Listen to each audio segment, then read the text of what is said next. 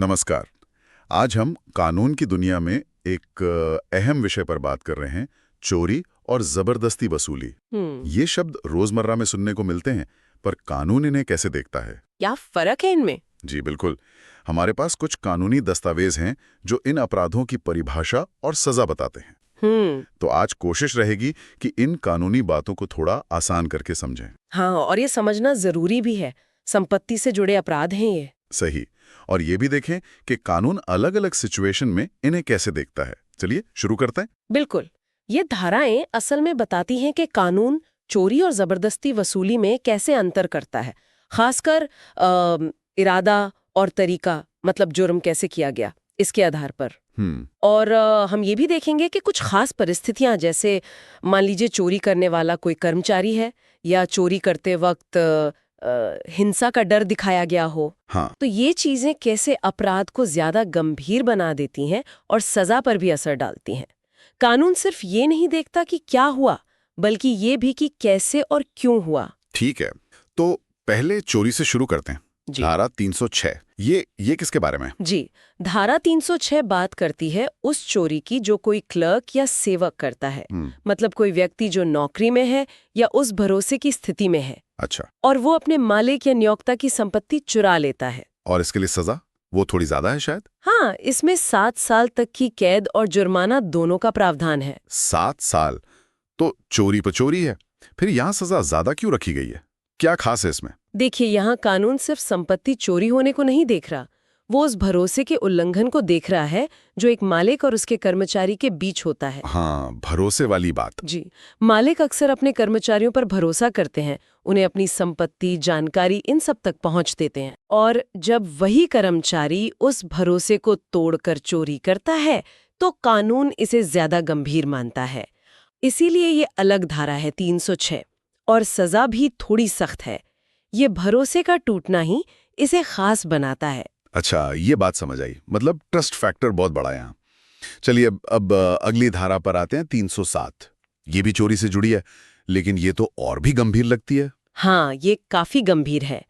धारा 307 उस चोरी की बात करती है जहां चोर सिर्फ चोरी करने नहीं, बल्कि पूरी तैयारी के साथ आया है। तैयारी? कैसी तैयारी? ऐसी तैयारी कि वो चोरी करते समय या भागते समय या चोरी का माल अपने पास रखते समय किसी को मौत का या चोट पहुंचाने का या रोकने का डर दिखा सके, या असल में ऐसा कर भी सके। अरे बाप रे! और सजा? सजा भी काफी सख्त है। 10 साल तक का कठोर कारावास और जुर्माना। कठोर कारावास मतलब सख्त मेहनत वाली जेल। तो ये तैयारी वाली बात अहम है। इसका मतलब है कि चोर ने पहले से प्लान किया था कि वो हिंसा का इस्तेमाल कर सकता है। बिल्कुल सही पकड़ा आपने। तैयारी का मतलब ही यही है कि अपराधी ने पहले से सोचा हुआ है, योजना बनाई है कि अगर कोई रोकेगा, कोई विरोध करेगा, तो वो बल प्रयोग करेगा। ये कोई अचानक हुई झड़प नहीं है। ये दिखाता है कि अपराधी न सिर्फ संपत्ति लेना चाहता है, बल्कि रास्ते की हर रुकावट को, वो भी हिंसक तरीके से, हटाने को तैयार है। ये बढ़ा हुआ खतरा है जिसे कानून पहचानता है। इसके उदाहरण भी दिए शायद? जी हाँ, उदाहरणों से ये बात और साफ होती है। हाँ, जैसे पहला जो है, ए नाम का एक व्यक्ति है, वो जेड की संपत्ति चुराने जाता है। और उसके पास एक लोडेड पिस्तौल है। उसने पिस्तौल रखी है कि अगर जेड विरोध करे तो उसे डरा सके या चोट पहुंचा सके। तो यहाँ चाहे ए ने गोली चलाई हो या नहीं, जी बिल्कुल, सिर्फ इस इरादे से पिस्तौल रखना ही इस धारा में आ गया। हाँ, तैयारी ही काफी है। पिस्तौल का इस्तेमाल हुआ या नहीं, ये बाद की बात है। उसका इरादा और ये तैयारी, यही अपराध को धारा 307 के तहत गंभीर बना देते हैं। और दूसरा उदाहरण भी है? हाँ। वो क्या कहता है? दूसरा उदाहरण भी तैयारी का एक अलग पहलू दिखाता है। हाँ, कि ए जी की जेब काट रहा है और उसने अपने कुछ साथियों को पास में खड़ा कर रखा है जी, ताकि अगर जी को पता चल जाए और वो शोर मचाए या ए को पकड़ने की कोशिश करे तो वो साथी जी को रोक दे, शायद डरा धमका कर या जबरदस्ती। हाँ बिल्कुल, ये भी इसी धारा 307 में आएगा। जी, ये दोनों उदाहरण दिखाते हैं कि तैयारी का मतलब सिर्फ हथियार रखना नहीं है, साथियों को साथ लाना, उनको इस काम में लगाना कि विरोध होने पर वो संभाल लेंगे, ये भी तैयारी है। तो कानून ऐसी चोरी को जिसमें हिंसा की पूरी योजना या तैयारी शामिल हो, उसे साधारण चोरी से कहीं ज्यादा गंभीरता से लेता है। जी, इसीलिए सजा भी ज्यादा सख्त है। यहाँ सिर्फ संपत्ति का खतरा नहीं है, व्यक्ति की जान का, उसकी सुरक्षा का भी खतरा है। सही कहा। ये तो हुई चोरी की बात। साधारण और तैयारी वाली। अब आते हैं दूसरे अपराध पर, जबरदस्ती वसूली, एक्सटॉर्शन, धारा 308। जी। चोरी में तो चीज बिना बताए या छीन के ली जाती है, वसूली में क्या अलग है? यहाँ डर का क्या रोल है? आपने शुरू में कहा था। आपने बिल्कुल सही नस पकड़ी है। जबरदस्ती वसूली का आप कह सकती हैं दिल ही डर है। अच्छा। धारा 308 की परिभाषा यही कहती है कि जब कोई व्यक्ति जानबूझकर किसी दूसरे को या किसी तीसरे को भी कोई चोट पहुंचाने के डर में डालता है और फिर उस डर का इस्तेमाल करके बेईमानी से उस डरे हुए व्यक्ति को मजबूर करता है कि वो कोई संपत्ति दे या कोई मूल्यवान प्रतिभूति दे। मूल्यवान प्रतिभूति, इसका क्या मतलब हुआ? जैसे कोई जरूरी कागज? हाँ बिल्कुल। वैल्यूएबल सिक्योरिटी मतलब कोई भी ऐसा डॉक्यूमेंट जिससे कोई कानूनी हक बनता हो, बदलता हो या खत्म होता हो। जैसे कोई साइन किया हुआ चेक हो गया या कोई स्टैम्प पेपर जिस पर कुछ लिखा हो, प्रॉमिसरी नोट, कोई रसीद जिससे लगे कि कर्ज चुका दिया गया है। अच्छा। तो वसूली सिर्फ पैसे या गहनों की नहीं, ऐसे जरूरी कागजों की भी हो सकती है। और परिभाषा ये भी कहती है कि या तो संपत्ति या मूल्यवान प्रतिभूति देने को मजबूर किया जाए, या फिर कोई ऐसा सादा कागज जिस पर साइन या मुहर लगी हो और जिसे बाद में मूल्यवान प्रतिभूति बनाया जा सके, उसे देने पर मजबूर किया जाए। तो मतलब डर दिखाओ और कुछ भी हासिल कर लो, पैसा, सामान या जरूरी कागजात। जी। और यही चोरी से मुख्य अंतर साफ होता है। चोरी में क्या होता है, संपत्ति बिना सहमति के ली जाती है, पीड़ित को पता भी नहीं चलता, या पता चलता है तो उसकी मर्जी के खिलाफ छीनी जाती है। हाँ। लेकिन वसूली में पीड़ित डर के मारे खुद ही अपनी मर्जी से नहीं बल्कि डर से वो चीज सौंप देता है। सहमति तो है पर वो डर से पैदा हुई है, आजाद नहीं है।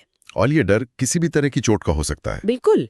शारीरिक चोट का डर या बदनामी का डर या संपत्ति को नुकसान पहुंचाने का डर या किसी प्यारे इंसान को नुकसान पहुंचाने का डर, किसी भी तरह का डर। इसके उदाहरण तो काफी दिलचस्प दिए गए हैं। उनसे पता चलता है कि ये डर कितने अलग अलग तरीकों से पैदा किया जा सकता है। हाँ, उदाहरण बहुत अच्छे हैं। जैसे पहला, ए जेड को धमकाता है जी कि अगर जेड ने पैसे नहीं दिए तो वो जेड के बारे में अखबार में कुछ बदनाम करने वाली बात छापेगा। जी। जेड बेचारा अपनी इज्जत बचाने के डर से पैसे दे देता है। ये वसूली हो गई। हाँ, यहाँ चोट का मतलब है इज्जत को, प्रतिष्ठा को चोट, मानहानि का डर। फिर दूसरा बी, ए जेड को धमकाता है कि अगर जेड ने एक प्रॉमिसरी नोट साइन करके ए को नहीं दिया तो वो जेड के बच्चे को कहीं बंद करके रखेगा, किडनैप जैसा। जेड डर के मारे साइन करके दे देता है। ये भी वसूली है। बिल्कुल। यहाँ डर बच्ची की सुरक्षा और आजादी को लेकर है, बहुत गंभीर डर है ये। तीसरा सी भी है। हाँ। ए जेड को धमकी देता है कि अगर जेड ने एक बॉन्ड पेपर साइन करके बी नाम के किसी आदमी को नहीं दिया तो ए अपने आदमियों से जेड के खेत जुतवा देगा, मतलब फसल बर्बाद। जेड डर के मारे साइन कर देता है, ये भी वसूली। इस मामले में डर है संपत्ति के नुकसान का। फिर चौथा, ए जी को जान से मारने या गंभीर चोट पहुंचाने की धमकी देता है और बेईमानी से जी से खाली कागज पर साइन या मोहर लगवा लेता है और वो कागज ले लेता है। जी। जेड डर के मारे ये कर देता है।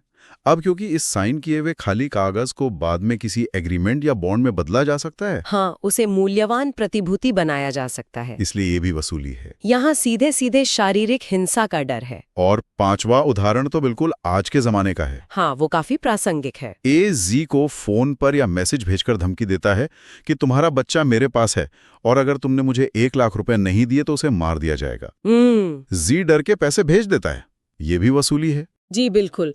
तो ये सारे उदाहरण दिखाते हैं कि वसूली के लिए डर पैदा करने के कितने अलग अलग तरीके हो सकते हैं। बदनामी से लेकर शारीरिक चोट, किसी अपने को खतरा, संपत्ति का नुकसान, या फिर जैसा हम आगे देखेंगे किसी झूठे केस में फंसाने का डर। हाँ। और वो इलेक्ट्रॉनिक तरीके का जिक्र ये साफ करता है कि कानून नई तकनीक के दुरुपयोग को भी नजरअंदाज नहीं कर रहा। तरीका चाहे फोन हो, मैसेज हो, ईमेल हो, अगर डर पैदा करके बेईमानी से कुछ लिया गया है तो वो वसूली ही है। ये तो हुई वसूली की परिभाषा और तरीके। अब जरा सजा की बात कर लें। धारा 308 में ही अलग अलग स्थितियों के लिए अलग अलग सजा है। जी बिल्कुल। ये दिखाता है कि कानून डर की गंभीरता को कितनी अहमियत देता है। सबसे पहले उपधारा 2 है। ये शायद सामान्य वसूली के लिए है। हाँ, उपधारा 2 सामान्य वसूली के लिए है, मतलब जब डर दिखाकर वसूली कर ली गई। इसके लिए सजा है 7 साल तक की कैद या जुर्माना या दोनों। ठीक है। फिर है उपधारा 3। ये थोड़ी अलग है। ये वसूली करने के इरादे से सिर्फ डर दिखाने या दिखाने की कोशिश करने पर लगती है। सही, मतलब वसूली हुई नहीं, सिर्फ डराने की कोशिश की गई। और सजा भी कम है, 2 साल तक की कैद या जुर्माना या दोनों। हाँ, ये ध्यान देने वाली बात है। कानून यहाँ सिर्फ सफल वसूली को सजा नहीं दे रहा, बल्कि वसूली करने के इरादे से किसी को डराने की कोशिश करना भी अपने आप में एक अपराध है। अच्छा। चाहे सामने वाला डरा हो या ना डरा हो, चाहे उसने पैसे दिए हो या ना दिए हो, सिर्फ डराने का प्रयास भी दंडनीय है। ये दिखाता है कि कानून लोगों को डर से मुक्त माहौल देने पर कितना जोर देता है। ये तो बहुत अहम बात है। अब आगे उपधारा 4। यहाँ डर ज्यादा गंभीर वाला है, मौत या गंभीर चोट का डर। जी, ये तब लागू होती है जब वसूली के इरादे से किसी को मौत या गंभीर चोट का डर दिखाया जाए या दिखाने की कोशिश की जाए। और सजा भी बढ़ जाती है, 7 साल तक की कैद और जुर्माना। सही, यहाँ डर का लेवल मौत या गंभीर चोट अपराध को ज्यादा गंभीर बना देता है, इसलिए सजा भी ज्यादा है, भले ही वसूली हुई हो या नहीं। ये उपधारा 3 से ज्यादा गंभीर है, क्योंकि यहाँ इस्तेमाल किया गया डर कहीं ज्यादा खतरनाक है। और अगर कोई ये गंभीर डर दिखाकर मौत या गंभीर चोट वाला वसूली करने में कामयाब हो जाता है, हाँ, तो उसके लिए है उपधारा 5 और सजा और भी ज्यादा है, 10 साल तक की कैद और जुर्माना। जी बिल्कुल। उपधारा 4 में सिर्फ डर दिखाने की कोशिश थी, गंभीर वाली। उपधारा 5 में उस डर के कारण वसूली हो भी गई, तो जाहिर है जब अपराध पूरा हो गया, पीड़ित को नुकसान हो गया संपत्ति का, तो सजा और सख्त हो जाती है। कानून इरादा, तरीका, डर की गंभीरता और नतीजा सबको ध्यान में रखता है। अब आखिरी 2 उपधाराएं हैं 6 और 7। ये एक बिल्कुल अलग तरह के डर की बात करती हैं, किसी पर झूठा इल्जाम लगाने का डर। हाँ, ये बहुत महत्वपूर्ण है। उपधारा 6 कहती है कि अगर कोई वसूली करने के इरादे से किसी व्यक्ति को या किसी और को ऐसे अपराध का इल्जाम लगाने का डर दिखाता है जिसकी सजा मौत, आजीवन कारावास या 10 साल तक की कैद हो सकती है। मतलब कोई बहुत ही संगीन अपराध। हाँ, तो ऐसा डर दिखाने वाले को ही 10 साल तक की कैद और जुर्माना हो सकता है। जी, सिर्फ डर दिखाने पर। और उपधारा 7 कहती है कि अगर कोई इसी तरह का गंभीर आरोप लगाने का डर दिखाकर वसूली कर लेता है, मतलब कामयाब हो जाता है, तो सजा वही है, 10 साल तक की कैद और जुर्माना। ये वाकई में, जैसा आपने कहा, ध्यान खींचने वाला प्रावधान है। आप देखिए कानून यहाँ क्या कर रहा है, वो किसी पर गंभीर अपराध का झूठा इल्जाम लगाने के डर को मौत या गंभीर शारीरिक चोट के डर के बराबर रख रहा है। दोनों ही स्थितियों में अधिकतम सजा 10 साल तक की कैद और जुर्माना है। हाँ, ये तो कमाल की बात है। इससे पता चलता है कि कानून किसी व्यक्ति की इज्जत, उसकी आज़ादी, समाज में उसकी जगह को कितना जरूरी मानता है। सोचिए, किसी पर झूठे और संगीन इल्जाम की धमकी देना, ये उसकी पूरी जिंदगी तबाह कर सकता है। सही बात है। समाज की नजरों में गिरा सकता है, नौकरी जा सकती है, जेल हो सकती है। कानून इस तरह के मानसिक सामाजिक दबाव को शारीरिक हिंसा के डर जितना ही या शायद उससे भी ज्यादा गंभीर मान रहा है। तो कुल मिलाकर देखें तो ये साफ है कि कानून चोरी और जबरदस्ती वसूली को बहुत अलग अलग अपराध मानता है। जी बिल्कुल। चोरी में मुख्य है संपत्ति का बिना सहमति के जाना, चुपके से या जबरदस्ती छीनकर। वसूली में मुख्य है डर का इस्तेमाल, पीड़ित को डराकर संपत्ति या कागजात सौंपने पर मजबूर करना। हाँ, एक में लेना है, दूसरे में डर से दिलवाना है। और हमने ये भी देखा कि दोनों ही मामलों में अपराध कितना गंभीर है, सजा क्या होगी, ये कई बातों पर निर्भर करता है। जी।